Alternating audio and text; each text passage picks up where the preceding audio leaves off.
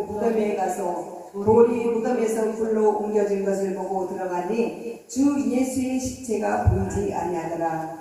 이로 인하여 근심할 때 문득 찬란한 옷을 입은 두 사람이 곁에 섰는지라. 여자들이 두려워 얼굴을 땅에 대니 두 사람이 이르되 어찌하여 살아있는 자를 죽은 자 가운데서 찾느냐.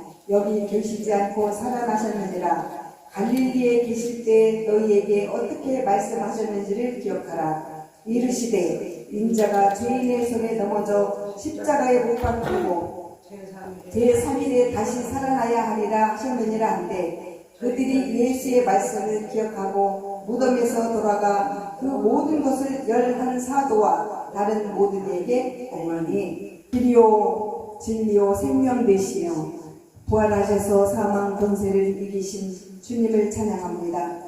이 시간 부활의 은총을 드리며 우리 성도들이 한자리에 모여 부활의 주님을 경배드리오니 우리들 마음속에 주님이 임하셔서 부활의 진리를 깨닫게 없어서 아버지 우리가 부활의 주님을 만남으로 그동안 우리 안에 감춰졌던 죄의 숨뿌리가 떠나가 예수님의 십자가 은혜와 엄청 많이 임하게 없어서 이 시간 부족한 종에 전하는 말씀을 통하여 우리 성도들의 심령이 변화되고 힘이 되게 하시고 모든 허물을 십자가상에 가려주시길 원합니다. 우리를 구원하신 예수 그리스도 이름으로 기도하옵나이다. 아멘. 네, 할렐루야. 오늘 부활주일 사단의 역사가 또 큽니다. 마귀가 우리 기도하는 또 대작을 물리쳤어요. 또 우리 매일 부활절마다 속세기단 또 마귀의 먹잇감 또 오늘 또 맞았습니다. 자, 우리 이럴 때마다 정말 저는 느껴요. 하나님이 얼마나 우리 세계를 사랑하시기에 또 오늘도 이렇게 이런 고난의 축복을 주실까. 그래서 고난 뒤에 반드시 축복이 임할 거라고 믿습니다. 자, 오늘도 우리 임마누엘 하나님의 은혜가 저와 여러분 가운데 충만하시기를 축복합니다.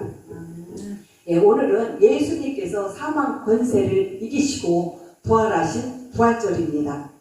우리 일부 예배 후에는 또 이제 이 성찬식이 있을 거예요. 그 성찬식에 또 예수님의 살과 피를 나누는 그 식이 있을 건데 예수 그리스도의 부활 사건은 신약성경 사복음서와 또 사도행전, 로마서, 고린도전서 등에 자세히 기록되어 있습니다. 그리고 예수 그리스도의 부활 사건을 증거한 마태, 마가, 누가, 요한 이 사람들이 우리 예수님의 그 부활 사건을 실제로 보고 쓴 그 기록 사복음서가 있어요. 그 복음서 중에서도 얼마나 많은 비중을 차지했냐면은 3분의 1을 다 예수님의 그 부활에 대한 내용을 썼다는 거예요. 그만큼 우리 예수님의 부활은 중요한 것입니다. 그들이 이 성경을 기록한 시기는 예수님께서 십자가에 죽으시고 3일 만에 부활하신 지 25년에서 30년 사이에 기록했습니다. 예수 그리스도의 부활은요, 그래서 역사적인 사건이요, 실제적 사건입니다. 오늘날 많은 사람들이 예수의 부활을 실제적 사건으로 믿지 않습니다. 그러나 당시 예루살렘에 모인 사람들은 이 예수님의 그 고난의 그 십자가를 다 봤잖아요. 지금 온 세상에 이렇게 일어나는 일들 보세요. 우리는 요즘 얼마나 우리나라가 잘 돼 있냐면은 세계에서 우리나라가 이 유튜브 시대가 최고 잘 됐대요. 인터넷. 그래서 우리 이 인터넷만 다 열고 유튜브만 틀으면은 이 전 세계 막 움직이는 것들, 일들이 다 볼 수 있어요. 그렇듯이 우리 예수님의 부활의 사건도 그때 본 사람들, 우리나라 사람들 인터넷으로 다 보듯이 그때 본 사람들은 예수님의 그 사건을 다 안다는 거예요. 그러나 믿지 않는 사람들이 많습니다. 정말 예수님이 부활하셨나? 십자가에 못 박혔나? 이거를 아직도 믿지 않는 사람들 모른다는 거예요. 베드로가 사도행전 2장 36절에서 이렇게 외쳤습니다. 너희가 십자가에 못 박은 이 예수를 하나님이 주와 그리스도가 되게 하시느니라. 우리 예수님께서 십자가에 못 박히신 것을 우리 예수님께서 못 받은 것을 너희들은 못 받지만은 하나님은 이를 그리스도라, 주 그리스도라 하셨다고 베드로가 막 설교하는 중에 이렇게 외쳤다는 거예요. 그리고 너희가 회개하여 예수 그리스도의 이름으로 세례를 받고 죄사함을 받으라. 그리하면 성령의 세례를 받으리라. 이렇게 부활절을 막 설교를 했는데 그 베드로의 설교를 듣고 수많은 사람들이 회개하고 막 통회하는 그런 역사가 일어났습니다. 여러분 부활절은요 이 교회에서 우리가 형식적으로 막 달걀 먹고 찬양이나 드리고 또 부활절이라는 그런 형식적인 그런 걸 드리는 게 아니에요. 부활절이 왜 그토록 놀라운 건지, 그 전에 예수님께서 무슨 일이 있었는지, 어떤 고난이 있었는지 우리는 그걸 알아야 돼요. 그런데 정말 부활의 뜻을 이해하지 못하는 사람들이 많습니다. 그러나 우리는 오늘 부활절날 우리 예수님께서 3일 동안 어떻게 있었나, 어떤 일이 있었는가, 이런 거를 잘 기억을 해야 돼요. 고난 없는 부활은요 값을 치르지 않는 선물과 같습니다. 그 고난의 무게를 알아야 우리가 부활의 기쁨을 누릴 수가 있어요. 예수님의 마지막 일주일 그 짧은 시간에 인류 역사를 뒤바뀐 사건들을 보면 십자가가 왜 이렇게 필요한지 우리가 깨닫게 됩니다. 십자가는 뭐예요? 처형의 도구입니다. 그래서 여러분 금년 부활절을 통해서 우리가 알아야 할 것은 예수 그리스도 때문에 지금 우리가 이 세상에 존재하고 있음을 알아야 합니다. 예수 그리스도 때문에 이 땅에 교회가 세워졌고 또 대한민국이 있고 우리 또 세계로 교회가 있는 거예요. 그리고 우리들의 가정이 있는 것입니다. 예수님이 우리 죄를 대신하여 인류의 죄값을 치르지 않았다면은 우리는 그냥 사망의 권세에서 그냥 빠져있을 거예요. 없어. 이 세상에 없어. 그냥 다 죽고 말았어. 그런데 예수님 때문에 지금 우리가 이 자리에 있는 것입니다. 오늘 본문 누가복음 24장을 보면은 예수님을 무덤에 장사한 지 사흘째 되는 날부터 시작해서 부활하기까지의 내용이 나오는데 1절에 보면은 안식일로 첫날 새벽에 여자들이 향품을 가지고 무덤으로 갑니다. 그런데 무덤 문이 열려있는 거예요. 분명히 무덤에 돌 막 무거운 걸 다 이렇게 막아놨는데 없는 거야. 그러다 보니까 이 여자들이 놀란 거예요. 가서 향품을 가져가서 우리 예수님을 이렇게 좀 깨끗이 시체 좀 닦아드리고 이렇게 향기 좀 풍겨주려고 갔더니 없는 거예요.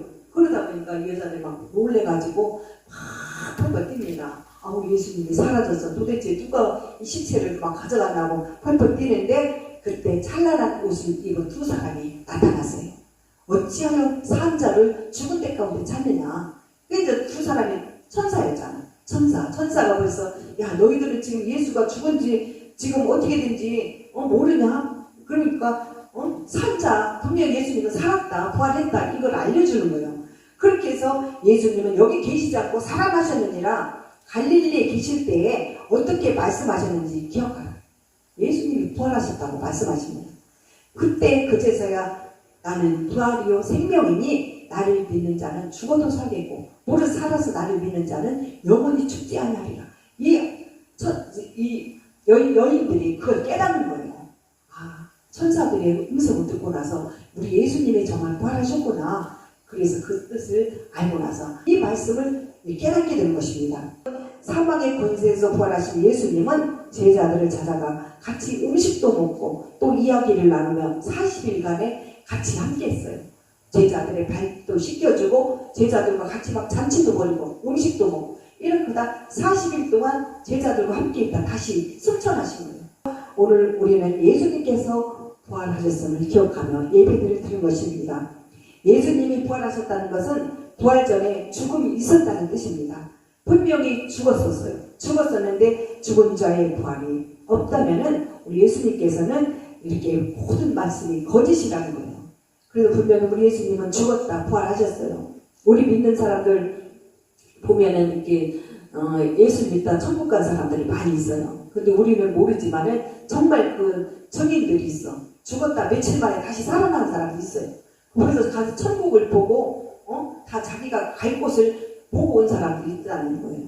그래서 우리 사고 나든가 정말 무슨 일로 인해서 한번 죽었는데 다시 깨어나 몇 시간 동안 깨어난 사람 이런 사람들 보면은 그 체험을 해본 사람들이 많더라고. 천국을 가서 그랬듯이 예수님도 그랬다는 거예요. 이렇게 분명히 죽었었지만은 다시 부활을 했어요. 예수님은요 공생애 중에 자신의 부활에 대해서 여러 번 말씀을 하셨는데 그 중에 우리가 너무 잘 아는 나는 부활이요 생명이니 나를 믿는 자는 영원히 죽지 아니하리니 이것을 네가 믿느냐? 여러분 믿습니까?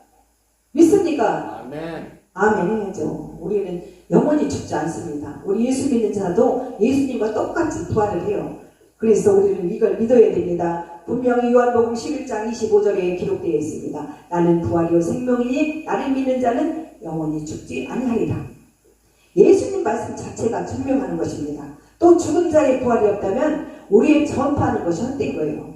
고린도전서 15장 14, 15절을 보면은 그리스도께서 만일 살아나지 못하셨다면은 우리가 전파하는 것도 헛것이요 또 너희 믿음도 헛것이라. 또 우리가 하나님의 거짓 증거로 발견되리니 우리가 하나님이 그리스도를 다시 살리셨다고 증언하였습니다. 만일 죽은 자가 다시 살아나는 일이 없다면 하나님이 그리스도를 살리지 아니하셨습니다.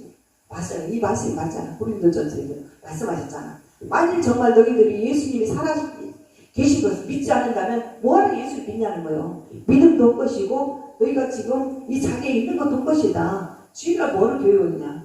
우리가 이 땅에 예수님 따라 천국에 가기 위해서 정말 이 죄값을 다 치르고 난 후에는 천국에 가기 위해서 우리가 예수를 믿는 거잖아요. 그랬듯이 우리가 분명히 예수님의 부활을 믿기 때문에 이 자리에 있는 것입니다. 만일 죽은 자가 다시 살지 못하면 그동안 복음도 다 헛된 것이고 우리의 믿음도 헛된 것입니다. 우리가 예배 때마다 사도신경도 있고 장사한 지 4일 만에 죽은 자 가운데서 다시 살아나시고 이런 말씀도 있잖아. 이렇듯이 우리 주님께서는 예수님께서는 장사한 지 3일 만에 분명히 부활하셨습니다. 그리고 부활 신앙이 없다면요 이 순교자들의 순교가 헛된 것입니다. 왜 자꾸 순교자들이 죽음을 무릅쓰고 그렇게 막 복음을 전하냐. 이 예수님의 부활을 믿기 때문에 또 내가 죽으면 정말 마지막에 천국에 갈 것을 믿기 때문에 이렇게 복음을 전하는 것입니다. 12사도 중에 많은 제자들이 죽임을 당하고 살과 피를 막 찢기도록 참수형도 당하고 거꾸로 십자가에 매달려 죽기도 하고 그랬는데 특별히 요한은 끓는 가마솥까지 던져졌는데 살아났어요. 특별하게 그 한 사람 사는 게 요한이에요. 그리고 나머지는 다 그냥 어떤 사람은 막 참수형을 당하고 목을 막 이렇게 칼로 베서 죽고 또 어떤 사람은 산채로 막 살껍데기를 다 벗겨가지고 죽이고 또 막 돌로 때리고 막 칼로 찌르고 막 이래서 죽이고 또 어떤 사람은 십자가 갈아놓고 그 거꾸로 이렇게 매달 이런 식으로 해가지고 이 제자들을 많이 죽였는데 그 중에서 유일하게 끓는 가마솥까지 들어갔던 요한이 마지막에 살아서 요한 계시록을 기록했잖아요. 이 계시록 얘기도 예수님에 대한 그 사건이 많이 들어있습니다. 그렇듯이요 이 예수님의 제자들과 초대교회 교인들의 믿음은 세상이 감당치 못할 그만큼 시험을 겪으며 또 이렇게 지하에 막 숨어서까지 예배를 드렸다는 거예요. 지금도 우리 정말 하나님을 만난 사람들 요즘 막 이란 같은 거 전쟁하잖아요. 그 중에서도 예수를 믿는 사람들이 있는데 지하 속에 가서 기도한다는 거예요. 하나님 제발 좀 어떻게 그 보면은 성경에 보면은요 이 마지막 때 다 일어나는 일들이 있잖아. 나라가 전쟁을 치르고 사람을 죽이고 막 그걸 대적한다 했잖아. 그렇듯이 지금 일어나는 일들을 알기 때문에 그 사람들을 마지막에 하나님 앞에 막 매달리는 거예요. 그 지금 북한도 그렇게 기독교 믿는 사람들 다 죽이고 하지만은 아직도 신앙이 있는 사람들은 숨어서 지하에서 막 입을 뒤집어 쓰고 몇 명이서 모여서 예배드리고 또 집에서 그냥 입을 뒤집어 쓰고 찬양 불러. 소리 들리니까 무조건 예수 믿는다는 증거가 있으면 다 잡혀가니까 이런 식이에요. 그래서 우리 예수님의 부활을 믿고 예수님의 정말 다시 살아계셨다는 것을 믿는 사람들은 내 몸이 막 찢기고 죽임을 당하더라도 그냥 끝까지 천국을 소망하면서 가는 것입니다. 성경에는 여러분 모든 사람이 다 죽는다고 했습니다. 이 죽음이라는 것은요 예수를 믿는 사람이나 안 믿는 사람이나 다 죽습니다. 나이가 많아서 죽고 나이가 적어도 죽고 아파서 죽고 병이 나서 죽고 사고 나서 죽고 자살하고 온갖 사람들이 다 죽어요. 그러나 어떻게 해요? 마지막 최후의 심판 때는 하나님께서 갈려주신다는 거예요. 너는 마지막에 천국에 갈 것인가 지옥에 갈 것인가 다 죽지만은 그때는 우리 예수님처럼 부활하는 자들이 정말 믿는 자들이라는 것입니다. 부활은 죽음의 문제를 해결하는 것입니다. 예수님의 부활은 십자가에서 영과 육이 완전히 죽었다가 영과 육이 다시 부활해서 다시 육의 부활 또는 몸의 부활이라고 합니다. 현재 우리가 믿는 신앙은요 부활신앙이에요. 우리는 주님 오시는 날에 신비한 몸으로 하나님 앞에 들림을 받게 됩니다. 예수님이 부활한 것처럼 우리도 분명히 부활한다는 것을 믿어야 합니다. 그래서 부활의 첫 열매라는 거예요. 예수님은 부활의 첫 열매. 우리가 예수님의 부활의 첫 열매지만 다음에는 우리가 이제 두 번째 열매가 되는 것입니다. 왜 예수님의 부활이 모든 부활의 첫 열매일까요? 예수님의 부활은 인류 역사상 최초의 부활이었기 때문에, 그렇기 때문에 고린도전서 15장 23절에 보면은 그러나 각각 자기 차례대로 되리니 먼저는 첫 열매인 그리스도요 다음에는 그가 강림하실 때 그리스도에 속한 자라. 우리도 예수님처럼 부활한다는 것입니다. 첫 열매인 예수님께서 이렇게 죽으시고 부활했지만은 이 다음에 우리가 죽으면은 우리가 이제 그 다음 차례라는 것입니다. 이 말씀 데살로니가 전서 4장 16절 17절에서도 이렇게 말했어요.